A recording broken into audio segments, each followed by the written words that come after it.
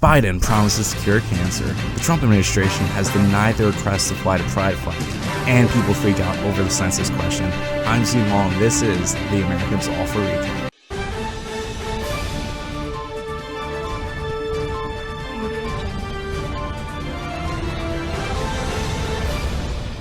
What is going on, guys? We have a lot of news to get to this week. If you like the video, please be sure to subscribe. It really does help us out. Now let's get on to the news. On Monday, a lot of people are losing their minds over the Trump administration because they denied the request to fly a gay pride flag. From what I remember, the pride flag represents LGBT people. It does not represent the American people. I've never seen anyone complain that the US Embassy does not fly the Don't Tread on Me flag. Bernie Sanders also had a massive boo-boo this week, pretty much. He was asked on CNN about the border, and when he was confronted about the crisis, he dodged the question completely. So you talked broadly about immigration. You tweeted this week that President Trump's tariffs were a, quote, fake border crisis, in quotation marks. But immigration officials have arrested or encountered more than 144,000 migrants at the southern border in May, the highest monthly total in 13 years. Border facilities are dangerously overcrowded. Migrants are actually standing on toilets to get space to breathe. How is that not a crisis? What we need to do, I mean, what Trump has been doing, and I think what the meaning of that tweet is about, is that Trump has been demonizing undocumented people in this country. And that's part of his strategy about dividing us up. Before he was president, he was the leader of the birther movement, trying to delegitimize President Trump. He has been anti-Muslim. That's what his political strategy is. China has total respect for Donald Trump and for Donald Trump's very, very large brain. On Tuesday, we also have some bad news for Trump's possible re-election campaign. Joe Biden leads Trump by 13 points, according to the latest Quinnipiac survey. Trump has also been trailing by a lot of the major candidates, including Cory Booker, Kamala Harris, in this survey. It's safe to say that a third party, at least at the current moment, will be necessary if Trump wants any possible chance at re-election, but it's important to point out that the polls, especially in the states, have been very inaccurate, especially in the 2016 poll. You'll remember that one of the polls said that Hillary had like a 99% chance of winning. We also have some shocking news from a more liberal Vatican City. They came out on Tuesday rejecting trans people pretty much, saying that they annihilate the concept of nature. They went on to say that doctors should intervene in intersex children. It also seems that AOC is considering running for Senate when she's able to, and she's going to possibly challenge either Chuck Schumer or Kristen Gillibrand. Statewide, she's not really that popular. According to the New York Democrats, 19% consider her to be a hero, 27% consider her to be a villain, 27% also consider her to be a role player, but 26% don't know or don't have an opinion. Speaking of Schumer, he's calling on the women's soccer team to be paid equal to men. Now, it's important to point out that players on both men and women get paid based on the viewership, not actually an hourly salary. In 2010, the Men's World Cup in South Africa made about $4 billion. The women's made only about $73 million, so obviously there's a major comparison between these two. We also have Joe Biden pretty much throwing his bat every which way these past couple days. Now he's saying that he will cure cancer if he's elected president. But when it happens to you, you know.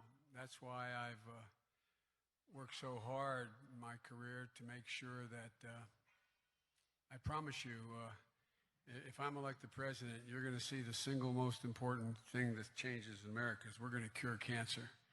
That you don't hear much, but when I was growing up, we had what was called vocational schools. They weren't called community colleges because I don't know what that means, a community college. On Wednesday, Biden has now moved from "we will cure cancer" to "Trump is cancer." He thinks that being tough is great. Well, it's really easy to be tough when someone else absorbs the pain. Look, I believe that the president is literally an existential threat to America. He is a genuine threat to our core values. And he's a threat to our standing in the world. No president of the United States has ever, since the end of World War II, we built that Atlantic Alliance and NATO, ever threatened to leave NATO. Biden also went on to say that there was no major scandal, and that simply isn't accurate. The most obvious example of scandals in the Obama administration is Fast and Furious. The LA Times reported in 2012 that a federal operation dubbed Fast and Furious allowed weapons from the US to pass into the hands of suspected gun smugglers so the arms could be traced through the higher echelons of the Mexican drug cartels. The Bureau of Alcohol, Tobacco, Firearms, and Explosives, which ran the operation, has lost track of hundreds of firearms. Many have been linked to crimes. So Joe is simply lying when he says that there is no scandal at all. A Washington Post article today say that the Congress has refused President Trump's request to provide funds to the southern border. It's important to point out that these funds are not just including the wall, it's also including beds for these people, food. Kristen Gillibrand, who is pretty much polling at about like negative 10% at this point, she went on this week and said that, if you're like the 94% of Americans that agree that late-term abortion is wrong, then congrats, you're a racist. I think there's some issues that have such moral clarity that we have as a society decided that the other side is not acceptable. Imagine saying that it's okay to appoint a judge who's racist or anti-Semitic or homophobic. Asking someone to appoint someone who takes away basic human rights of any group of people in America, I think that I don't think those are political issues anymore. And we believe in this country in the separation of church and state. And I respect the rights of every American to hold their religious beliefs true to themselves.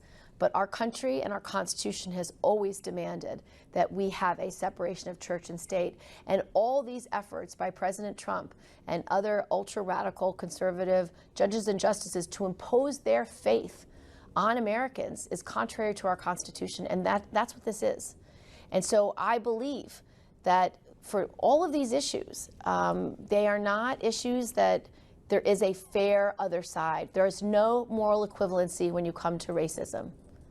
New York City came out this week establishing more rules about rent control. Democrats supporting this state that it gives power back to the tenants. Critics argue that this destroys New York City completely, because no one wants to spend money on something that will eventually lead you to losing money. Housing shortages have always been high in New York City, and critics argue that this will make it pretty much completely worse. So I have one question for you guys. Do you think that you should know how many illegal immigrants go into this country? Well, congrats. You're pretty much considered a racist then, according to Democrats. People are freaking out over the 2020 census question, especially AOC. I want to know about the racism and the very disturbing history that we're seeing here. That's what I want to know. What I want to know is why this question was added, why 2 years have been shaved off of that 5-year process. I want to know why we have skipped every normal mandated procedure in testing how this question gets added in the Senate. Bernie has also been losing steam in the polls this week, and he's now trying to push that back by talking about FDR, about continuing the Green New Deal. Roosevelt led a transformation of the American government and the American economy. Like today, the quest for transformative change was opposed by big business, by Wall Street, by the political establishment, by the Republican Party, and by the conservative wing of FDR's own Democratic Party. Socialism is what they called Social Security. Socialism is what they called farm price supports. Socialism is what they called bank deposit insurance. Socialism is what they called the growth of free and independent labor organizations. Socialism is their name for almost anything that helps all of the people, end quote, Harry Truman. Let me be clear. I do understand that I and other progressives will face massive attacks from those who attempt to use the word socialism as a slur. I have a full faith in our intelligence agencies. Whoops, they just turned off the light. That must be the intelligence agencies. On Friday, it turns out that Sarah Sanders will be stepping down as White House press secretary. No one knows who will be replacing her. The U.S. military has also reportedly found that Iranian or Iranian-backed proxies were behind the attacks on the 4 ships in the Persian Gulf over the weekend. President Trump is also receiving a lot of backlash from his comments that he made about receiving intel from foreign governments. Campaign this time around, if foreigners, if Russia, if China, if someone else offers you information on an opponent, should they accept it or should they call the FBI? I think maybe you do both. I think you might want to listen. There's nothing wrong with listening. If somebody called from a country, Norway, we have information on your opponent. Oh, I think I'd want to hear it. You want that kind of interference in our elections? It's not an interference. They have information. I think I'd take it. Well, that's all news for this week. I'm Steve Vaughn. This is the Americans Off Week.